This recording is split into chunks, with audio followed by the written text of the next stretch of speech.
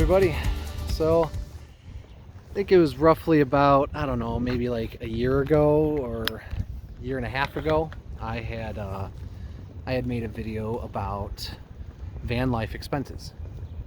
So I decided to revisit those expenses. So I sat down. A lot has changed between then and now. I have a new van. I don't have a payment on it, thank God. I was able to save up and buy it outright, so that's nice. But a lot has changed in my life, and expenses have dramatically changed. In other words, they've gone up, of course. So since I've moved into the van back in 2019, I think it was, I've saved a lot of money. 2020 was not a very good year financially because of COVID, but 21 this year was pretty good. Anyways, I've saved a lot of money. I've also spent a lot of money. I bought a new van. I recently bought, or not recently, but this past year I bought an airplane. Crazy. I also bought a boat. So actually two boats. I had one, there was that little one that I had for a while, which I loved, and then I decided to upgrade, so I ended up selling that one and buying another one. But anyways, van life expenses. I sat down and tried to redid the math and figured it all out. So I'm not going to go into too much detail on how I broke it all down, but except for temperature control, because that one's kind of important. Everything else is not really that important, but gas, your biggest expense in van life is going to be gas. And I have a hard time constituting that as a van life expense, because even if you're living in an apartment or a house or whatever, you're going to drive, right? And there's going to be expense there. So I guess the way to look at it is, how much more money do you spend in fuel because you're living in a van? And for me, it kind of contradicts it a little bit, because I drive from Lombard, sometimes from West Chicago, Lombard Villa Park to the city to work. Except the difference between back then and now is I stay in the city. Sometimes I'm in the city for weeks at a time. Sometimes I'll be working 1 week and I'll have a few days off, but I'll just stay in the city. You know, it doesn't matter where I live. I'm a Chicagoland nomad. So I'm not spending money in gas driving back and forth, back home to Lombard, back, from the city. So I'm ultimately saving gas, right? You would think. So I figured out that I spent, on average, in the apartment about $200 a month in fuel. It's like 3 fill-ups, something like that. Living in the van, it was about $280. So it was about one more fill-up. So I put down that I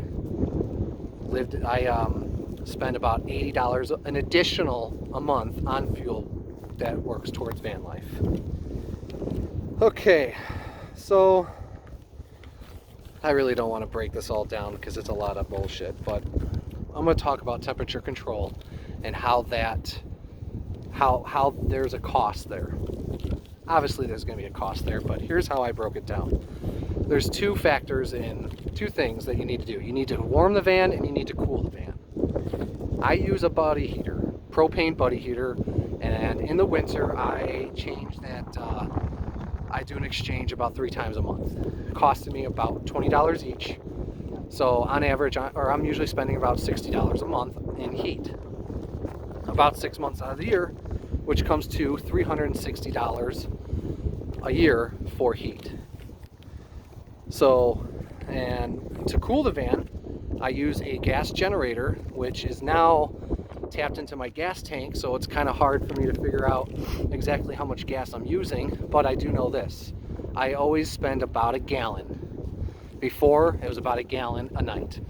Gas on average is about $3.30. So monthly, I'm spending about $101 a month on gas to run that AC. Annually, $606. That comes a total to control the temperature in my van, it's $966 a month. But I've got a curveball to throw. 2 months out of the year, I'm not running the heat or the AC. So I'm ultimately saving $110 $162 that year. Another 2 months out of the year, on average, I'm on shore power. I'm either at friends or family's homes where I'm plugged into shore power, or a lot of times when I'm at a studio, I'm plugged into shore power for a week at a time. So I'm gonna call it about 2 months out of the year I'm on shore power. That's another $162 a month, or yeah, I'm sorry, a year. That's $324 a year that I'm saving just by being on shore power and by nice weather where I don't have to worry about anything. And it's probably more, but anyways. So we're gonna take $966 annually that I spend, in theory, and I'm gonna minus $324, which comes to $640 a year that I spend on temperature control, which comes down to $54 a month is what my actual expense is. $54 a month in temperature control. So that's about what I spend. And that is what contributes to van life. So let's take gas, the storage unit. It actually went up. It was 150. Now it's 200, and that is, yeah, it's $200 a month, $40 a month for internet, $54 a month for the temperature control. Mailbox is $13 a month, and Planet Fitness is $20 a month. So my total monthly expense that contributes to my van life, I think it came out to $407 a month. Now, 2 years ago, it was a little bit less. I think it was like $280 or $290 or something like that. Things have changed. Things have gone up. So definitely, my cost has gone up a little bit. And my cost has actually gone up even more because I'm now paying $200 a month to keep an airplane in a hangar. And I also have, let's see, a boat that I had to pay an additional $60 a month for to park somewhere, and a trailer. You know, but that's not van life expenses. You can't, like insurance, you can't include insurance as a van life expense because you're going to have insurance on your car living in an apartment anyways.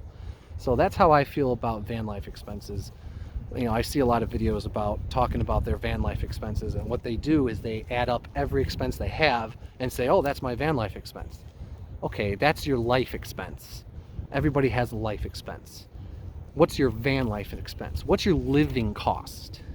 You know, and at an apartment, you know, or a condo or whatever, add up your living costs. Your living costs such as your rent, mortgage, your water bill, your electric bill, all those, you know, living costs. My living cost living in a van is $407 a month. Most people is somewhere around $1,200, $1,500, if not more. Some people, their living cost is $2,000. So no matter how you look at it, you're gonna save a lot of money living in a van. But you gotta break everything down. I have other expenses that, and it adds up fast. I do end up spending a lot more a month on things, but those are fun things, like the airplane, for example. That's $200 a month, and that doesn't contribute to my van life. Although, there's a lot more benefits there than just storing the airplane at a hangar, because I get to park my van overnight there, which is awesome, all the time. This past summer I did it a lot, all the time.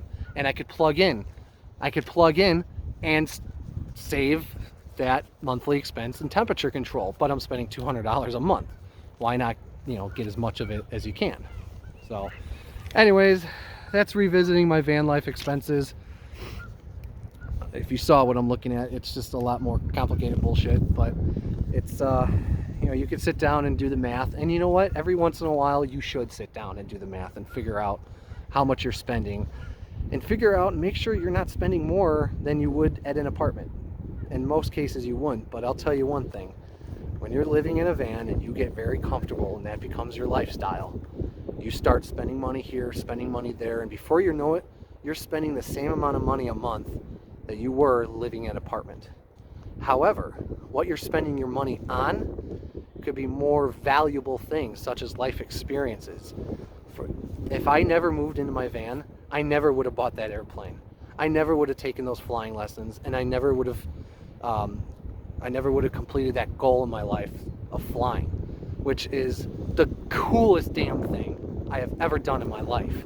And This upcoming summer, I promise I'll do a lot more videos on the flying stuff. I'm sorry I didn't film too much. I kind of fell out of the van life video thing for a while, but I'm going to try picking it up again, and I will have more videos of that. It is so cool, and I could only thank the choice of moving into a van and living this lifestyle. I could thank that for the airplane thing. So thank you, Vanlife. And that's my van life expenses. If you have any thoughts, comments, like, share, subscribe, and comment. Pretty much I covered just about everything, I hope. Well, you know, you're going to have expenses no matter what your lifestyle is. Van life expenses are going to be dramatically cheaper than the normal standard life in a condo or apartment or house, no matter how you look at it. But, you know, you also have a van you have to maintain. But if you're going to have you have to have a car you're going to maintain anyways. But, you know, stay on top of everything. Get your oil change done in time. I do mine myself. You know, you're going to save a lot of money living in a van. Might as well take some of that savings and put it back into your investment. Kind of like a business. You buy something for a business, so you use that tool and you make money at it. You take that money and you reinvest it in your business. Same thing with your van. You save money by living in it. Take some of those savings and reinvest it to make your van last longer, work better, and just overall be a better experience for you. So anyways, I'm running out of things to talk about here, so I'm going to end it. Thanks for watching. Keep it simple and keep it real. Take care, guys. I'll see you around.